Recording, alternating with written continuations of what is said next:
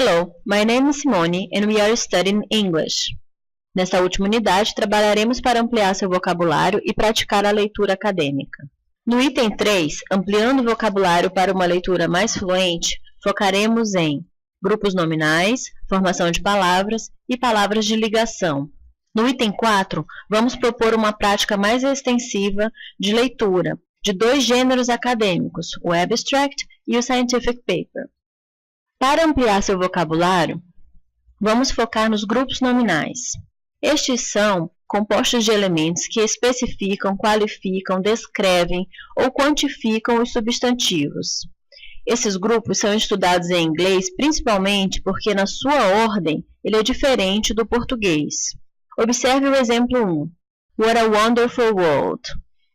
Wonderful é o adjetivo maravilhoso e world, o substantivo mundo. A ordem é a inversa do português. Agora observe um exemplo mais complexo 2. The three tall grey US government buildings. Atente para a mudança na ordem.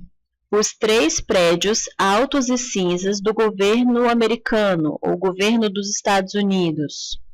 Nós temos o primeiro momento, os determinantes, o a, os as, que seria representado pelo artigo de, números, o número 3. Depois nós temos 2 adjetivos, tall e grey. US Government, que é o governo americano dos Estados Unidos, United States Government, e por último, o substantivo principal, buildings.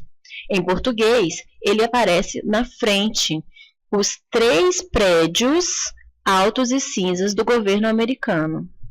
Um grupo nominal é formado por determinantes, modificadores e substantivos. Os determinantes podem ser artigos definidos e indefinidos, de, a, an, numerais ordinais e cardinais, one, two, first, second, etc.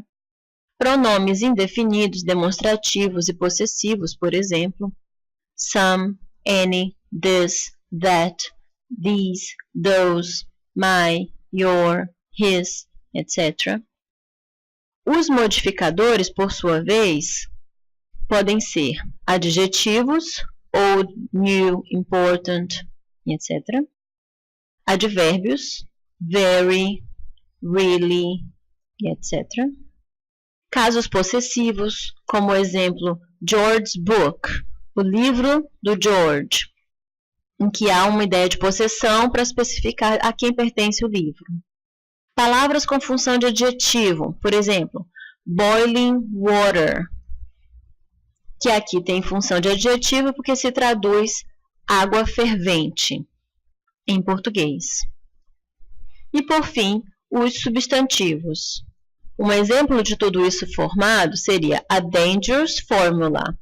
A como determinante, dangerous como um modificador do substantivo e fórmula como o substantivo principal. Assim nós temos o grupo nominal, uma fórmula perigosa. O próximo item é o de formação de palavras. Esse tópico é bastante relevante no ensino de idiomas, pois ampliamos o nosso conhecimento de uma língua pela associação de uma palavra com outras. Esse processo pode acontecer de 3 maneiras. Conversion, que é a adoção da palavra em uma outra categoria gramatical sem qualquer transformação. Observe os nossos exemplos. To play and a play. O verbo to play é bastante conhecido. I play volley. Eu jogo vôlei. Então, o verbo play pode ter ideia de jogar, pode ser tocar também. I play the guitar. Pode ser, inclusive, I play in a park, no sentido de brincar. Contudo, se eu transformo ele num substantivo, a play, eu estou falando especificamente de uma peça, geralmente uma peça teatral. O segundo exemplo é to cook. To cook é o verbo cozinhar. A cook já seria o cozinheiro, um substantivo. Observe o primeiro exemplo. The cook cooks a delicious dinner. Aqui nós temos uma palavra, a mesma palavra, na verdade, com 2 sentidos na frase. O cozinheiro cozinha um jantar delicioso. A segunda forma da gente formar palavras é através do método de compounding. refere-se à junção de duas palavras para formar uma terceira. Por exemplo, head, cabeça, com ache, doer. Headache é uma dor de cabeça. Foot, por exemplo, é pé. Ball, bola. E a gente conhece football como sendo futebol nosso, que é a bola no pé, né? O jogo em que a bola está no pé. Um exemplo, I have a terrible headache today. Eu tenho uma terrível dor de cabeça hoje. Aqui a gente formou headache com a palavra head e ache. A terceira forma, que a gente vai dar um pouco mais de ênfase, é a fixation. É a adição de prefixos e sufixos. Por exemplo, disconnect. Então, a gente tem connect com um sufixo de negação, dis. E a gente tem colorful. Color, de cor, e full, que em inglês é cheio. Cheio de cor, colorido. Então, podemos entender a frase I bought a colorful t-shirt. Eu comprei uma camisa, ou uma camiseta colorida. Sobre esse tópico na sua apostila, sugerimos 2 músicas para você praticar mais. É uma forma lúdica de aprender inglês. Contudo, lembro que não vamos acessar os sites e acessar as músicas com o intuito de diversão, e sim de estudo. Então, para isso, nós precisamos repetir a música diversas vezes, precisamos ouvir o áudio e associar com as palavras, entender a tradução das letras, para que a gente possa ampliar o nosso vocabulário a partir dessa forma de estudo um pouco mais lúdica, um pouco mais próxima, inclusive, dos nossos próprios gostos musicais. Ainda falando sobre formação de palavras, mais especificamente, vale ressaltar o uso de prefixos e sufixos. Com eles, uma palavra pode se transformar em várias outras pela simples inserção de um prefixo ou um sufixo ou os dois. Observe os seguintes prefixos de negação. Uncomfortable. Un é uma negação, comfort é conforto, and able forma o sufixo que geralmente em português, usamos como evil, ável. Então, não confortável, desconfortável. Irregular, irregularly. O sufixo li, em inglês, forma os advérbios de modo. Irregularmente. Disorganized. Esse AD ele é muito usado no passado dos verbos ou nos particípios. Então, organizar, organizado. E, nesse caso, desorganizado. Unconfidently. O prefixo un, negação, confident, confiante, e a partícula final li, que forma o advérbio de modo, mente. Então, uma pessoa que não tem confiança, que está agindo de forma sem confiança. Disrespectfully. Aqui nós temos o prefixo dis, como negação, a palavra respect, de respeito.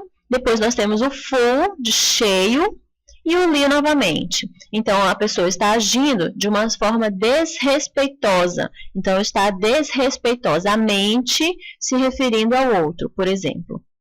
Conhecer as palavras de ligação é outra ferramenta crucial para os textos mais complexos, tais como os acadêmicos, pois é a forma de conectar frases ou parágrafos. Elas podem ser principalmente conjunções ou advérbios. Algumas das mais comuns estão citadas aqui. And, e. I sent Mary a letter and she answered me. Eu enviei a Mary uma carta e ela respondeu a mim. E ela me respondeu. But, mas, dá uma ideia de contraste. I sent Mary a letter, but she didn't answer me. Agora a Mary não me respondeu. Mas, ela não me respondeu. Then, liga um fato que ocorreu após o outro. Depois, então. I gave some clothes, then I bought new shoes. Eu dei algumas roupas e então eu comprei novas. After, depois. I gave some clothes, then I bought some shoes. Aqui, na verdade, o exemplo poderia mostrar I gave some clothes after I bought new shoes. Antes. Before leaving home, she ate her breakfast. Antes de sair de casa, ela comeu ou tomou o seu café da manhã. Because, o porquê, para expressar respostas. Because she was busy, porque ela estava ocupada.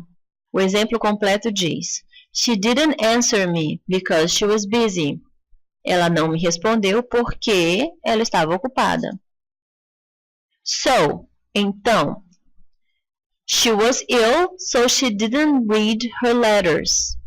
Ela estava doente, então, dá uma ideia de consequência, de resultado. She didn't read her letters. E por último, when? Quando? I last talked to her when we were at school. Eu falei com ela por último quando nós estávamos na escola. A melhor forma de estudar linking words é categorizando. É impossível memorizar todas essas palavras de forma isolada. Precisamos reuni-las em algum tipo de sentido. Podemos perceber que as palavras de adição, por exemplo, assim como, bem como, e, além do mais. Podemos também perceber as ideias de sequenciamento em primeiro, primeiramente, enquanto isso, ou de ilustração, por exemplo, tais como, no caso. Ainda podemos agrupá-las em comparativos, ou expressões para dar ideia de comparação, da mesma maneira, como, para qualificação, but, mas, porém, entretanto, que também tem uma ideia parecida com contraste, enquanto que, por outro lado. Exemplos mais específicos. Sobre a categoria de adição, nós temos uma lista de possibilidades. Adicionalmente, como adicional, além do mais, também, várias delas.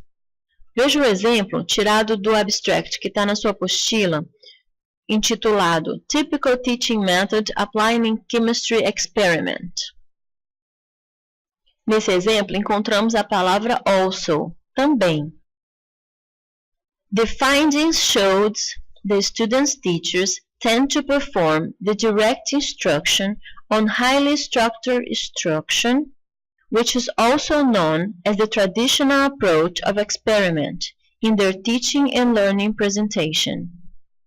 Os resultados mostram que os professores e alunos tendem a realizar a instrução direta ou instrução altamente estruturada, que também, also, é conhecida como a abordagem tradicional do experimento em sua apresentação de ensino e aprendizagem. Mais um exemplo, agora focando em resultados. Como resultado, como consequência, portanto, consequentemente, devido. O próximo exemplo também é retirado do mesmo abstract que está na sua apostila. Thus, the study had suggested they responded to change or improve their teaching method while teaching experiment by implementing the inquiry strategy to constructivism approach. Assim, o estudo sugeriu que os respondentes modificassem ou melhorassem seu método de ensino enquanto ensinavam a experiência, implementando a estratégia de investigação e a abordagem do construtivismo. Thus, é assim, e é usado para expressar o resultado. Poderíamos facilmente sugerir thus e substituí-lo por therefore. Portanto, o estudo tinha sugerido, a ideia não será modificada em nenhuma dessas categorias, porque todas vão especificar um resultado, uma conclusão a que se chega do estudo. Por fim, gostaria de falar com vocês sobre gêneros acadêmicos. Abstract e o Scientific Paper. Já falamos sobre eles e suas características, contudo, reforça a necessidade de praticá-los. O resumo é um gênero muito usado na sua vida acadêmica. Antes de decidir por um texto, você lê diversos abstracts. Depois, pratique lendo um artigo. Esse é o objetivo maior desta disciplina, que você seja capaz de ler e compreender informações principais de um artigo científico. Para extrair tais informações, recorreremos aos mapas mentais, ou mind maps. Veja esse exemplo retirado de um artigo com a temática Mulheres nas áreas de STEAM, Science, Technology, Engineering e Mathematics. Observe o mind map que nos diz exatamente sobre o que o texto trata. Você tem ao meio, em rosa, Underrepresentation of Women in STEM. Foi constatado como um problema base do artigo que as mulheres são subrepresentadas dentro dessas áreas de ciência, tecnologia, engenharia e matemática, dessas áreas de exatas, né? Bem, um lado do artigo, uma parte do artigo vai focar nas causas dessa subrepresentação. Outra parte do artigo vai focar nas soluções. A gente consegue perceber como causas apontadas o baixo status socioeconômico das mulheres que participaram da pesquisa, um pouco encorajamento, as opções que incluíam fatores psicológicos, tais como a baixa autoestima, expectativas não realísticas dos estudantes, questionando a sua habilidade, a sua possibilidade de sucesso, e a falta de encorajamento durante a escola secundária, a escola básica. Como solução, foi apontado principalmente um aumento de recrutamento dessas mulheres para as áreas exatas, através de bolsas de estudos, scholarships, de uma abordagem mais proativa para preparar essas estudantes para a transição entre as áreas de ensino básico e superior, porque há um relato no estudo que as mulheres nessa fase em que vão da escola básica para a superior desistem de buscar essas carreiras nas áreas de exatas. Bem, se percebermos, esse mind map engloba as principais etapas que foram apresentadas no artigo. E aí, com isso, nós temos de forma simples e objetiva o que foi dito. Você pode fazer um mind map em português ou em inglês, não importa. O formato do mind map é decidido por você, leitor. Cada leitor vai ter uma interpretação diferente ou uma representação diferente do artigo. Então, o mesmo artigo lido por várias pessoas terá mind maps diferentes. Ainda assim, todos terão que conter as ideias principais apontadas pelo texto, principalmente com relação ao problema apresentado, à metodologia de estudo, às etapas encontradas ou aos resultados encontrados e as conclusões finais. Any questions? Pratique os artigos sugeridos no seu material. É um mind map desse tipo que será pedido para que você elabore na sua avaliação final.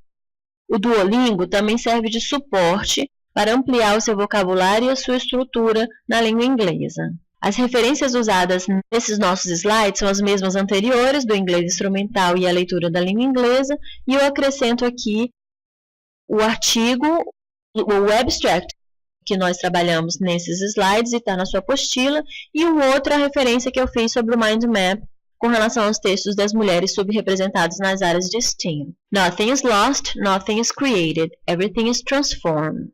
Thanks everybody, bye bye.